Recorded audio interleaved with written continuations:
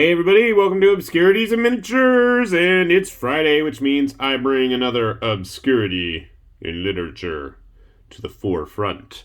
And we've got right here one of my latest acquisitions that comes to us from Magnetic Press, and that is False Guard by Merwan, if I'm reading that name correctly. It is an unabashedly French collected graphic novel, a set of 3 books actually, and it is totally up my alley. And the first thing that really caught my attention, this is the Kickstarter version. I'm at the point where if I see Magnetic Press has got something new popping up on Kickstarter, I'm probably going to back it. I tend to like a lot of their books. Very unique, distinct, lots of gritty, interesting artwork, and this book is no exception. And besides the fact that we have a vague manga-like style with our main character, Manet, if I'm saying his name correctly, which is entirely, possible that I'm not. I loved the cover collage here. It just gives off a bit of that 70s Atari, ColecoVision, and television video game artwork with the heavy use of shadows on everybody and nobody having any actual eye features there. Our friend back here looking like he's on the cover of Football for the 2600 trying to catch the ball there. And our friend on the boxing cover. It's just like, yeah. The colors also really popped, I thought. I think Merwan did a really amazing job on this book. Interestingly enough, parts of it were done traditional pen and pencil, and then other parts of it were done on the computer, and I'm going to have to go back and really take a look at which section is which. But it is a very unique look to it. So yeah, there is a bit of a manga vibe going on here, especially when you see a lot of the scenery and stuff. But to me, French comics and manga kind of go so hand in hand at this point anyways, and it doesn't really surprise me. One of the things that I really enjoyed about this is it's obvious that Merwan has actually done some time practicing actual martial arts, and as somebody who has a somewhat limited martial arts background, I mean, I've dabbled over the years, I could appreciate that. And when we start to see the actual art of Pankat, as I believe it's called, if I'm remembering how to read the words correctly, it definitely has the look of somebody who has had some practice doing it. And I mean, I could kind of imagine a lot of these stances and the style that they have in this book. It's very much a grappling, striking style, which is a lot of fun, I thought, having fought with wrestlers and grapplers. One of the things that also is the page layout. I love it. It's so dense with panels. I am a lover of multi-panel pages, and especially when you start getting into these little ones like that, where you have little bits of action, just the sense of movement and speed. When they have the actual fights in the book, and then this is a martial arts based story, it's really cool. But what's also interesting is, for as much of a fighting comic, I want to say fighting manga, I mean, for all intent and purpose, it basically is. For as much of the fighting as there is, and I know we're really focusing on it, to me, that's actually not really the most important part of the story. And like most good comics, it ends up quite political. Not overtly so, but it is absolutely there. I want to say the first section was one of the hand-drawn ones, and then when we get into the second book is when things went digital. Not that there's a huge difference. There's some. Monet, am I saying that right? I loved the outfits that the Pankat fighters have. You get a bit of the typical, French fantasy, anime-inspired vistas and backgrounds. And for me, as a big fantasy nerd, I mean, I always like that. I want to see that kind of stuff.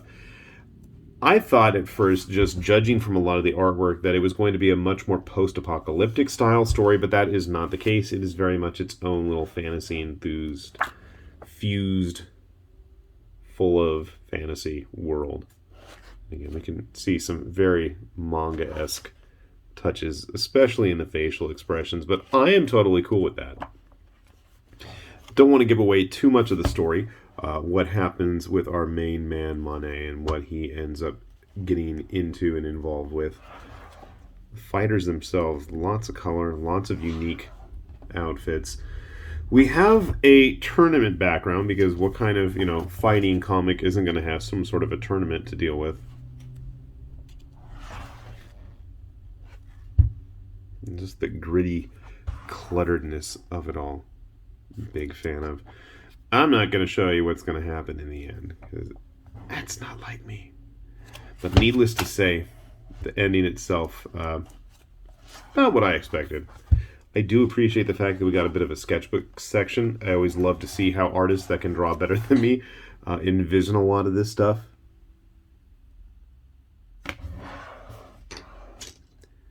If you've noticed, there's been a large amount of art books over time on this channel. Here you can see some of the early sketch work for developing a martial arts based comic. I know when I had aspirations as a teen to be an artist of some sort, I remember referencing all sorts of, stills and shots of various martial arts fights, trying to figure out how to get that kinetic energy, and I was never really good at it. I'm not a great artist. I like to scribble and doodle, but drawing on this kind of level, nah, it ain't happening. It ain't there, unfortunately. But thankfully we have artists like Merwan here that can really, shine. I dig the geometric patterns and shapes that all the different fighters have, and the colors, and it's neat. Being somebody who grew up playing fighting games especially, I think it was a nice little touch.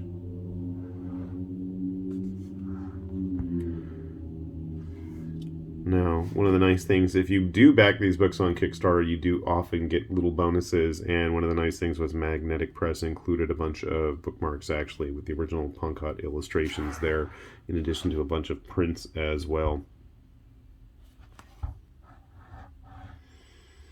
But yeah, it totally feels like a manga.